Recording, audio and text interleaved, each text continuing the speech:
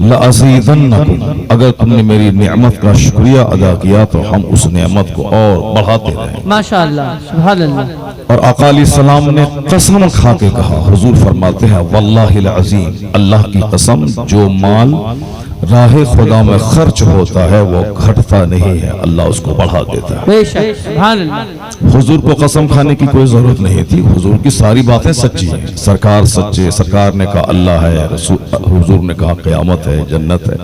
हमने सारी बातें मान ली, चूंकि हम पर वही नाजिल नहीं हुई, वही हुजूर पे नाजिल हो गई जी। हुजूर की जबान से हदीस भी निकल रही है, हुजूर की जबान से कुरान भी निकल रहा है।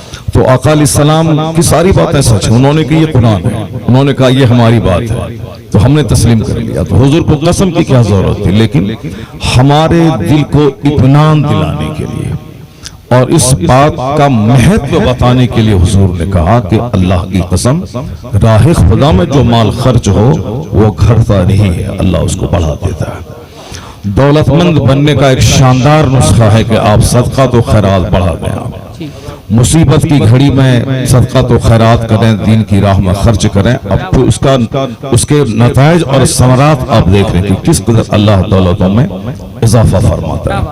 यही वजह है कि किसान घी वाला पाकिस्तान का गौसे आजम के आस्थाने पे बगदाद मुअल्ला में लाखों जायरीन के खाने का इंतजाम करता है। जबरदस्त इंतजाम जो हिंदुस्तान के अरबपति अपने बेटे का वलीमा में जिस तरह नहीं खिलाते होंगे, उस तरह वह गौस का शहदाई बगदाद में आस्थाने गौसे आजम पे लंगर लुटाता है। और उनका कहना है कि जब से मैंने ये लंगर लुटाना शुरू किया है, अल्लाह ने कितना दिया है ये खुद उनको पता नहीं, कितना उसके पास। वही शख्स मदीना मुनव्वरा में पूरा रमजान तरावी की नमाज के बाद से लेकर के अज़ान फजर तक सहरी का एक आम लंगर चलाता है, वो मदीने में भी बगदाद में भी। और वो शख्स एक मामूली आदमी था, लेकिन जब से उन्होंने सदक़ात खैरात शुरू किया गौसे आजम के नाम का लंगर, आज वह पाकिस्तान का सबसे बड़ा मालदार शख्स है। जिस तरह हिंदुस्तान में मुकेश अंबानी का नाम लिया जाता है, उसी तरह पाकिस्तान में किसान घी वाले का नाम लिया जाता है। बहुत नवाजा है गौसे आजम ने। आप भी खर्च करके देख लें, आप भी गौसे आजम की महफिल मुनक़िद करके देख लें, आप भी गौसे आजम के नाम पे 10 फ़क़रा मसाकीन उलमा को खिला के देख लें। आप अपनी हैसियत से आप खर्च करेंगे, अल्लाह तबारक व तआला वो आपको अपने महबूब के चेहरे को देख कर बेहिसाब नवाजेगा। आप सारी जिंदगी हुजूर पर सलाम भेजते रहे, ये आप अपने हिसाब से भेजेंगे। शेख अब्दुल हक मुहद्दिस देहलवी रहमतुल्लाह अलैह फरमाते हैं कि एक बार भी अगर हुजूर ने आपके सलाम का जवाब दे दिया तो वह एक जवाब दोनों जहान की सलामती के लिए काफी हो जाएगा। चूंकि मैं अपने हिसाब से सलाम कहता हूं, अस्सलामु अलैका अय्युहन नबी, मेरा सलाम अपने हिसाब से। और हुजूर ने अगर एक बार जवाब दे दिया कि जाओ तुम पर भी सलामती हो, तो वह एक जवाब दोनों जहान की नेमतों के लिए काफी हो जाए। इसलिए फजर के बाद दुरूद, अजान से पहले दुरूद, अजान के बाद दुरूद, सुबह दुरूद, शाम दुरूद, बिस्तर पे दुरूद, महफिल में दुरूद, जलसों में दुरूद, कॉन्फ्रेंसों में दुरूद, मदरसे में तालीम के आगाज के वक्त में दुरूद कभी तो कबूल हो जाए। और एक बार हुजूर मुस्कुरा के देख लें तो सारी मुसीबतों की जड़ें कट जाएंगी और हुजूर की शफाअत का मुस्तहिक और हकदार आप हो जाएंगे। अल्लाह तबारक व तआला हमको और आपको सबों को हमेशा हुजूर पर दुरूद भेजने की तौफीक अता फरमाए। बस आज एक पहली बात, 3 घंटे की तकरीर नहीं होगी आज, चूंकि असद भाई को फिर सुनना है आपको। हम तौफीक भाई को अल्लाह तबारक व तआला सलामत रखे। बस बात ही बात में बात चली, ये सोचते थे कि असद भाई नहीं आ पाएंगे, बहुत बड़े शायर हैं, बाकी शायर बहुत बड़े शायर हैं हिंदुस्तान में, आज तक इनके तरन्नुम का कोई जवाब ही नहीं है। मैं सारे नात खानों का एहतराम करता हूँ, सबकी इज्जत करता हूँ, सबों के कलाम को स्टेज पे सुनता भी हूँ, लेकिन इनके तरन्नुम का कोई जवाब नहीं है। ये तो है, मगर सबकी महफिल में चले जाएं, सब इनको बुला लें, इस बात का भी कोई जवाब नहीं है। सबके यहाँ जा नहीं सकते। हम लोग तो खुद परेशान रहते हैं कि साहब मेरे यहाँ के जलसे में असद भाई शरीक रहें, मगर नहीं आ पाते हैं। बस बात ही बात चली, मैंने फौरन फोन लगाया कि तौफीक भाई की ख्वाहिश है कि इनके जलसे में आपकी शिरकत हो। बस 2 मिनट में उन्होंने सिर्फ इल्म दीन का एहतराम किया इस शख्स ने। इल्म दीन का एहतराम किया। लोग कहते हैं कि साहब पहले नजराना डलवा लेते हैं तब वो आते हैं और फिर भी नहीं आते हैं, मगर मैंने अपने मदरसे के जलसे में कई बार बोलवाया, 1 रुपया भी इन्होंने ना मुतालबा किया ना पहले डलवाया, आए जो दिया देखा तक नहीं और वह वापस चले गए। हम लोग भी ऐसा करते हैं, जहां से ताल्लुकात और रब्त हो जाता है वहां कोई बात नहीं होती। जैसे आज अल्हम्दुलिल्लाह मैंने भी कोई बात नहीं की तौफीक भाई से, मुश्ताक भाई से, कोई बात नहीं।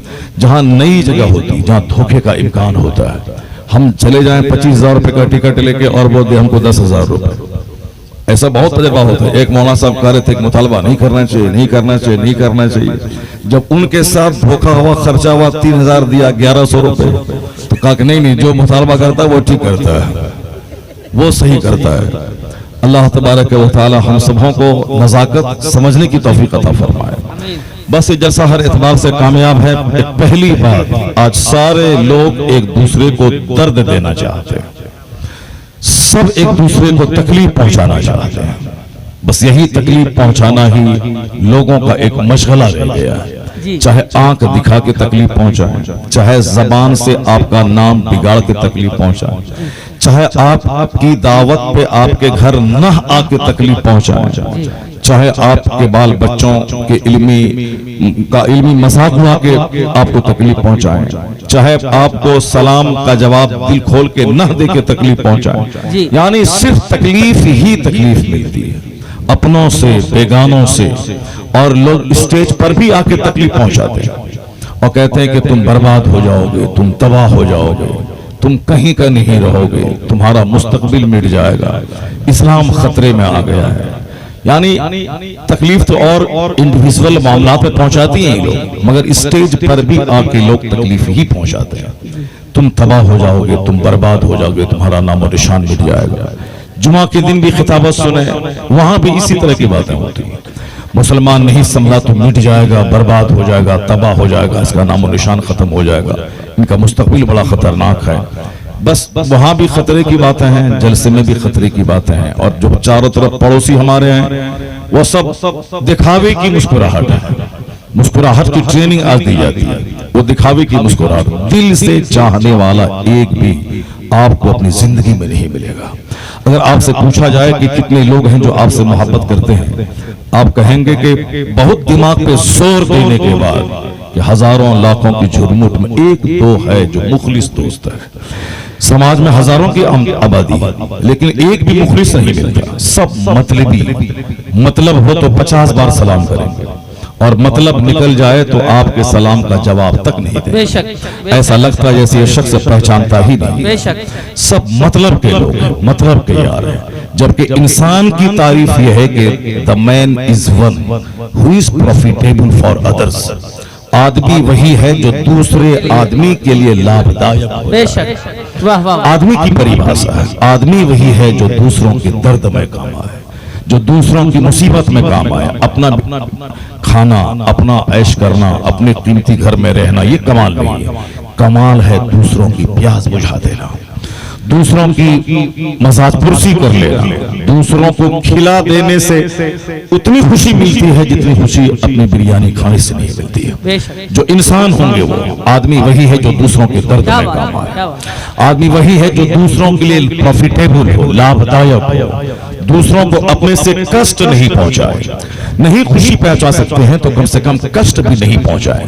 यही तारीफ अमेरिका के फिलोसोफर ने भी किया आदमी की, और यही तारीफ चाइना और जापान के विद्वान ने भी किया है, और यही तारीफ हिंदुस्तान के प्रधानमंत्री भी कभी कभी करते हैं कि आदमी वही है जो अपने से दूसरों को फायदा पहुंचाए। ये और बात है कि उनकी जिंदगी से बहुत सारे लोगों को तकलीफ पहुंच रही है, लेकिन वह बोलते तो जरूर है, कम से कम बोले तो आदमी सही कि आदमी वही है जो अपने से दूसरों को लाभ पहुंचाए, हानि नहीं पहुंचाए।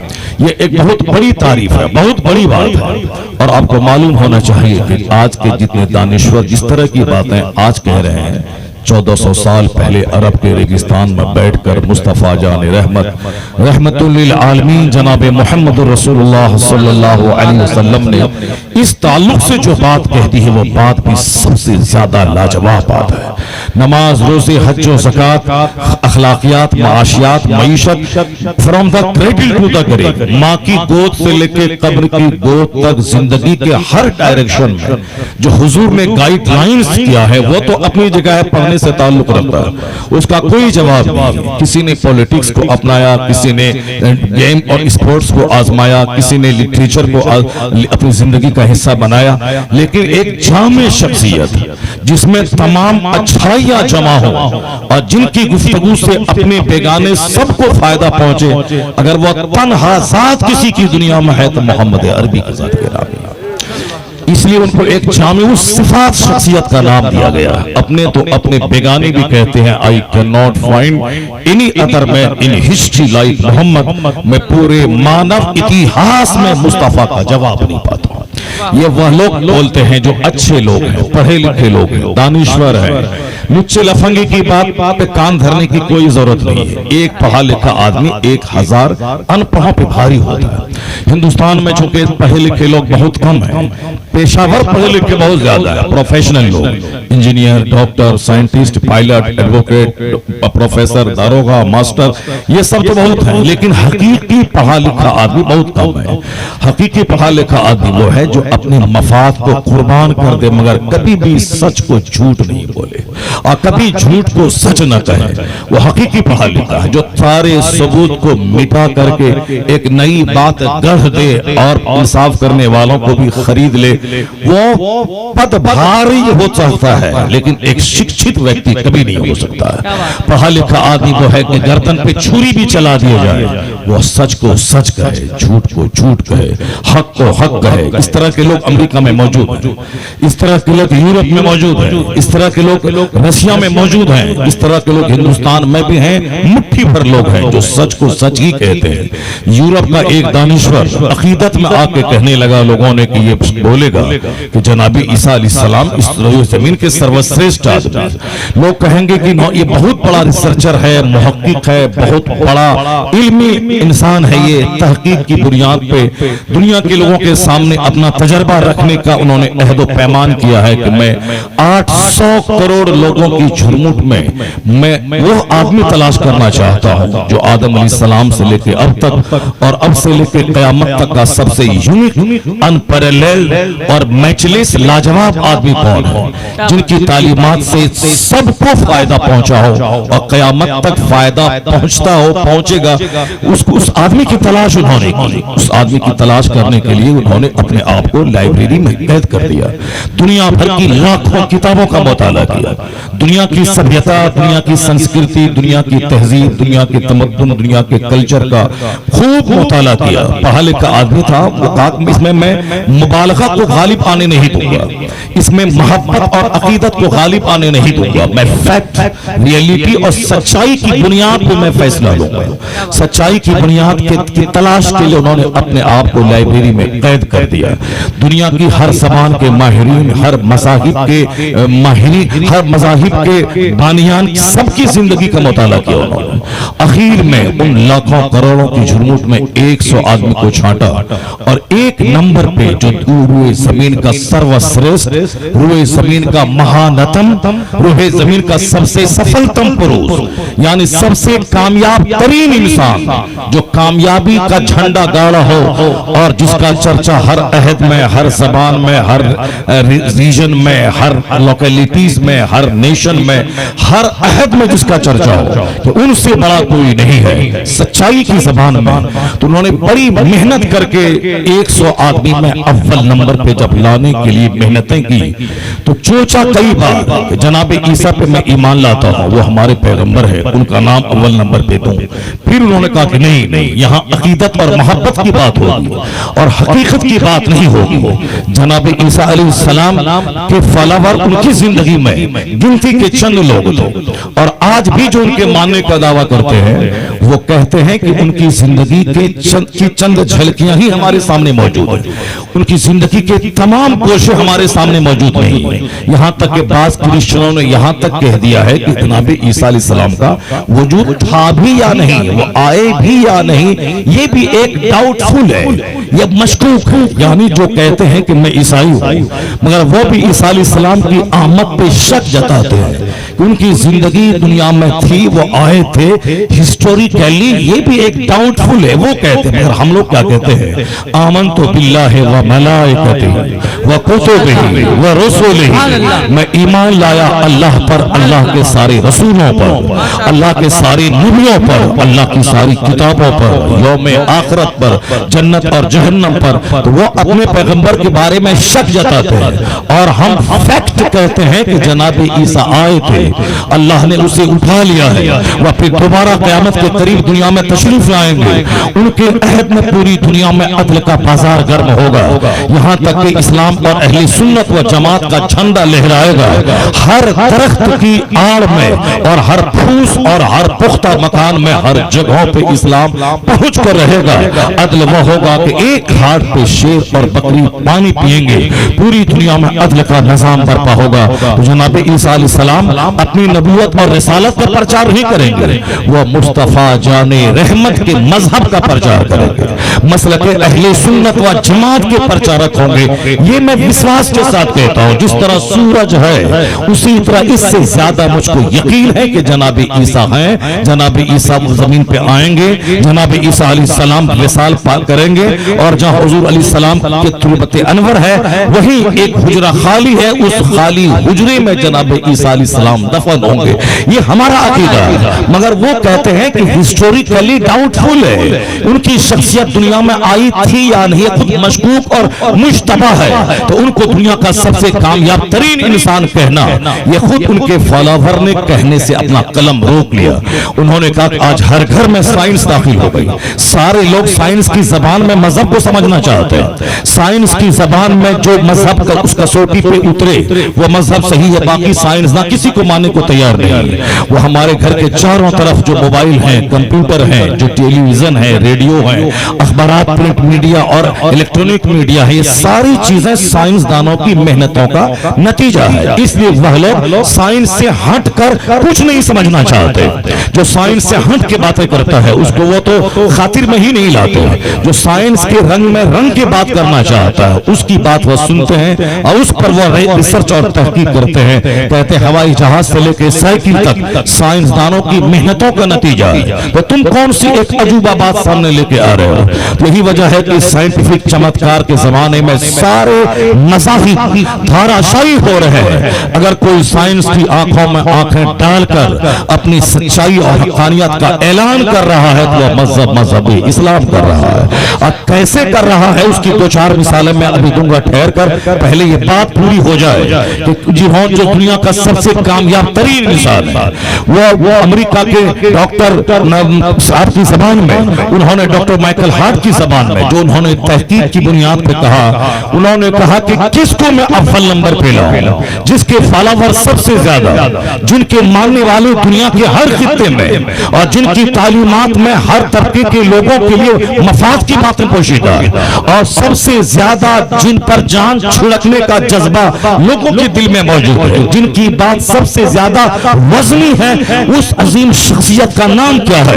उन्होंने और मजीद मेहनत बढ़ा दी, कहा न्यूटन साइंसदानों का बाप कहा जाता है, फादर ऑफ साइंटिस्ट। न्यूटन ने जो बेस फार्मूला दिया था उसी फार्मूले पे चल के आज साइंस जवान हुई है। कहा कि न्यूटन का नाम साइंसी दुनिया में लिया जा सकता है, लेकिन एक समाज को अमन का गहवारा बना, एक घर में घरेलू खान की जिंदगी बेहतर बनाने का फार्मूला न्यूटन के पास मौजूद नहीं है। न्यूटन के फार्मूले में खुदा का तस्वुर नहीं है। न्यूटन के फार्मूले में अदब अखलाक तहजीब का नाम नहीं है। न्यूटन के फार्मूले में हुकूक सौजन का कोई चर्चा नहीं है। न्यूटन के फार्मूले में इलेक्ट्रॉनिक्स का चर्चा है, उसके यहाँ फिजिक्स का चर्चा है, उसके यहाँ केमिस्ट्री का चर्चा है, उसके यहाँ स्मोक धुआं का चर्चा है, उसके यहाँ गैस का चर्चा है, उसके यहाँ बैटरी का चर्चा है, उसके यहाँ लोहे का चर्चा है, उसके यहाँ आसमान बगैर खंभे पे कैसे खड़ा है इस रिसर्च का चर्चा है, उसके यहाँ समंदर की पानी कितनी गहराई, इसकी गहराई कितनी है समंदर के पानी की, ये उसका चर्चा है। यह सूरज की रोशनी चांद खैरात लेता है और चांद किस तरह सितारों को रोशनी देता है उसका चर्चा है। न खुदा का, न रसूल का, न अखलाकियात का, न एक अच्छी जिंदगी गुजारने का, न औलाद और वालिदैन के रिश्ते का, ये कोई चर्चा न्यूटन के यहाँ नहीं है। यही वजह है जो बच्चा मैट्रिक में पढ़ता है उसकी किताब अब उठा लीजिए, फिजिक्स केमिस्ट्री बायोलॉजी, उसमें कहीं भी नजरिए तौहीद नहीं है, कहीं भी नजरिए आखिरत नहीं है, कहीं भी नजरिए जन्नत और जहन्नम नहीं है, कहीं भी हुकूक ज़ौजैन का चर्चा कहीं नहीं है। शौहर की ड्यूटीज हैं और उनकी अहलिया की ड्यूटीज हैं कहीं नहीं, वहां सिर्फ है धात का चर्चा, केमिकल का चर्चा, सूरज और चांद की रोशनी का चर्चा, उनके चमकने का चर्चा, उनके महवे गर्दिश होना या उनके साकिन जामिद होने का चर्चा, ये सारा चर्चा है। डॉक्टर माइकल हार्ट ने कहा अगर मैं न्यूटन को सबसे कामयाब तरीन इंसान कहूं, यह जिंदगी का एक बड़ा पार्ट जो मॉरलिटी का है, जो ह्यूमैनिटी का है, जिस पर उन्होंने टच ही नहीं किया है, वो कैसे कामयाब तरीन शख्स हो सकता है। उनकी निगाहों में दो बड़ा नाम था, एक न्यूटन का जिसका फॉर्मूला हर घर में मौजूद है, कंप्यूटर की सूरत में, टेलीविजन की सूरत में, रेडियो की सूरत में, ग्राइंडर की सूरत में, वॉशिंग मशीन की सूरत में, एसी और कूलर की सूरत में, हर घर में मौजूद है। लेकिन वह सिर्फ एक पार्ट का चर्चा है। न्यूटन ने एक बहुत बड़ा पार्ट है मजहब का, उसको टच नहीं किया है। जनाब ईसा अलैहिस्सलाम ने चंद मजहबी बातें बताई और उसके ताल्लुक से कि उनका फार्मूला हर घर में इस साइंटिफिक दौर में मौजूद हो, ये भी मशकूक है। तो कौन है जिसका फार्मूला इस साइंटिफिक युग में, हर दौर में, हर अहद में, हर जमाने में, इस जमाने में भी हर आदमी की जिंदगी से रिलेटेड है, जिसने हर डिपार्ट को टच किया हो, वो कामयाब तरीन इंसान कौन है? वो क्या उठा मुतालिक की बुनियाद पर Muhammad was only man in history who was supremely successful on both level religious and secular. वो कहता है तारीख आदमियत का अगर कामयाब तरीन इंसान कोई है तो तन्हा जात मोहम्मद है, अरबी की जात। नारे तकबीर, नारे रिसालत, मज़हबे इस्लाम जिंदाबाद, नारे हैदरी। प्रचार और लफंगों की बात सुनने के बाद आप गमगीन ना हो, आप परेशान ना हो, आपको परेशान होने की कोई जरूरत नहीं है। इतना यकीन जान ले कि सारी दुनिया का खालिक अल्लाह है और यह बंदा कमजोरी का पुतला है। चाहे प्रधानमंत्री की कुर्सी पर बैठे या अमेरिका का प्रेसिडेंट कोई बन जाए या पूरे बरतानिया का राजा कोई बन जाए, वो आदमी है और आदमी कमजोरी का पुतला है। आदमी एक नापाक पतरे से पैदा हुआ है।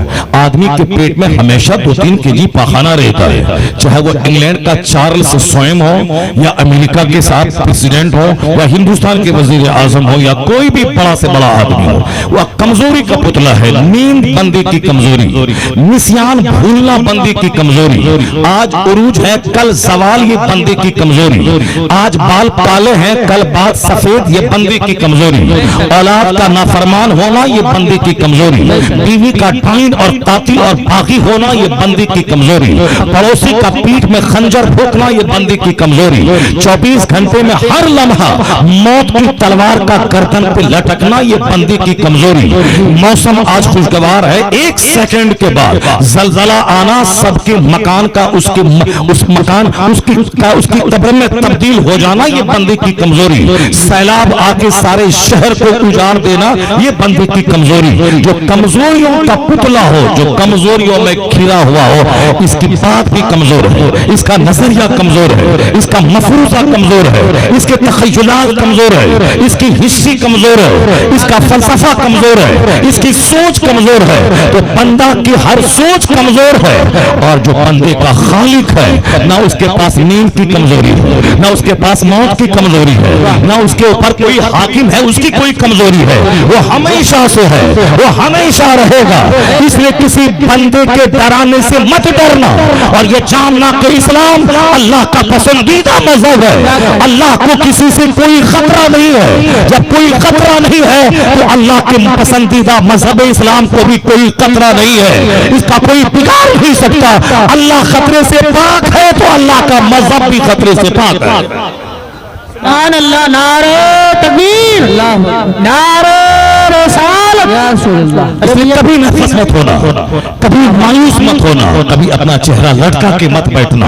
अल्लाह पर यकीन जितना पुख्ता होता चला जाएगा, दिलेरी उतनी ही बढ़ती चली जाएगी, बेखौफी उतनी ही बढ़ती चली जाएगी। आज चेहरा सूखा इसीलिए है अल्लाह पर यकीन कमजोर हो रहा है। आज चेहरा इसीलिए उतरा हुआ है रसूल पाक पर यकीन कमजोर हो रहा है। आज इसीलिए बदन हाथ सूख रहा है, मौत के डर से हम पानी, हमारा पित्ता पानी हो रहा है, क्योंकि हमारा यकीन कमजोर हो चुका है। हम कुरान पर ईमान कमजोर हो चुका है, अल्लाह पर यकीन कमजोर हो चुका है, रसूल पाक पर यकीन कमजोर हो चुका है। इसीलिए जहां धमाके की आवाज सुनी सीना हिल गया, जहां काफिरों की कोई चिंगार सुनी अब साहब उल्टी और मतनी होने लगी और अपनी मौत निगाहों के सामने नाचने लगती है।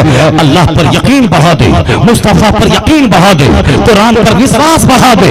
अपने घर में केमिस्ट्री कम पढ़, कुरान ज्यादा पढ़, फिजिक्स कम पढ़, कुरान ज्यादा पढ़, बायोलॉजी कम पढ़, कुरान ज्यादा पढ़, अखबार कम पढ़, कुरान ज्यादा पढ़। उस वक्त इन मुशरिकीन की निगाहों के सामने आंखों में आकर डालकर तुम्हें शहादत का जज्बा पैदा होगा या जिंदगी बोझ नजर आएगी।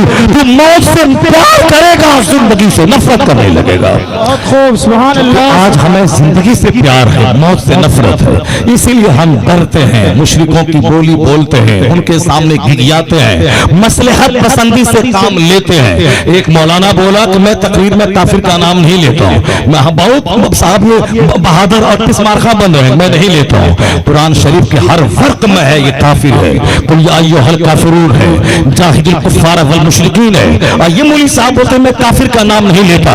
काफिर का मतलब वो है जो अल्लाह पर यकीन नहीं करता हो, जो अल्लाह को एक नहीं मानता हो, जो अल्लाह का इनकार करता हो। तो अल्लाह का इनकार करने वाला तेरा बाप अगर है तो बाप को बोल ये काफिर है। अगर तेरा बेटा अगर अल्लाह का इनकार करता है बोल ये काफिर हो गया। तो फिर डरता क्यों है? बदतमीज कुरान की बात बोलने में डरता क्यों है? ये है मसलहत पसंद लोग, जिसका ईमान कमजोर है, जिसको जिंदगी से प्यार है, जिनको बाल बच्चों से प्यार है, जिनको मकान और जमींदारी से प्यार है, जिनको अल्लाह से प्यार होगा वो डरेगा नहीं, बेखौफ हो जाएगा। जिनको जन्नत से प्यार होगा वह दुनिया के मकान को पांव के नीचे रौंद देगा, वह मुस्तफा की जन्नत जाने के लिए बेचैन और बेकरार हो जाएगा। जिस दिन यकीन पुख्ता हुआ उस दिन तू बहादुर हो जाएगा, तू गाजी हो जाएगा। अगर मर गया तो शहीद हो जाएगा, जब मर गया तो जन्नत मिलेगी, जिंदा रहा तो दुनिया की सल्तनत मिल जाएगी। सुभान अल्लाह। उसी बहादुरी का मुतालबा माशाअल्लाह, माशाअल्लाह, सुभान अल्लाह। बहादुरी का मुतालबा इस्लाम कर। ये बुज़दिली ने हमको तबाह और बर्बाद कर दिया, ये मसलहत पसंदी ने मुझको तबाह और बर्बाद करके रख दिया। हक बात बोल, अल्लाह की बात सच्ची, मेरी बात झूठी। उसने सच्चे खुदा की सच्ची बात को बोल, उसकी बात सच्चाइयों का मजमुआ है। उनकी बातों को तुमने बोलना छोड़ दिया, कुरान पाक पे किताब छोड़ दिया, कुरान पाक पे अमल छोड़ दिया, कुरान पाक को अपने घर में ताक पे रख दिया जुस्तान के अंदर में। तो फिर हिम्मत कहां से आएगी, हौसला कहां से आएगा, तेरे बच्चों में तो इस्लामी जज्बा कहां से आएगा? आज हमारे बच्चे गैरों के साथ भाग रहे हैं, मेरी बच्चियां गैरों के साथ भाग रही है, आज हमारी बीवी गैरों के साथ भाग रही है। और ये ढोल और डफली बजा रहा है कि बीवी निकल गई। देखा ना एक मौलवी साहब की बीवी रामू के साथ भाग गई, अब ये डफली बजाए, बीवी निकल गई हाथ से। वो मुसलमान थी, काफिरा हो गई, बीवी थी, उनको दूसरे की बीवी अब बन गई। जहां भी इस्लाम और कानून इस्लाम का मजाक उड़ाया जाएगा, जहां कुरान के खिलाफ आदमी अमल करेगा, दुनिया में इसी तरह के मनासिर का सामना करना पड़ेगा। और जिस घर में सुन्नत का दखल हो, जिस घर में शरीयत पर अमल हो, न यहाँ कभी चेहरा मैला होगा, न मरने के बाद कभी जहन्नम की आग में जलेगा। बेशक, सुभान अल्लाह, सुभान अल्लाह। दोनों जहान में उसका चेहरा उजला होता है जो अल्लाह पर यकीन रखता है। अल्लाह सच्चा है, अल्लाह की सारी बात सच्ची है। कुरान करीम हमारे हर दर्द का इलाज देता है। हम कुरान पढ़ते कहाँ? मदरसे में बच्चे बगैर समझे मुझे रट लिया, बगैर समझे मुझे रमजान में तरावी सुना दी। समझने वाला कहाँ है? कुरान समझकर पढ़ने वाला कहाँ है? कुरान पर अमल करने वाला कहाँ है? यहाँ तो बगैर समझे मुझे 3 दिन का शबीना जारी है। और फिर जो कुरान सही नहीं पढ़े, तजवीद की रियायत के बगैर न पढ़े, पढ़ना हराम, और जो सुने वैसा सुन सुनना हराम, ये सब काम चल रहा, दिखावा नामो नमूद का हो रहा है। कुरान पाक 29 रमजान तक सुन, रोजाना एक पारे सुन, एक पारे को 1 घंटे में सुन।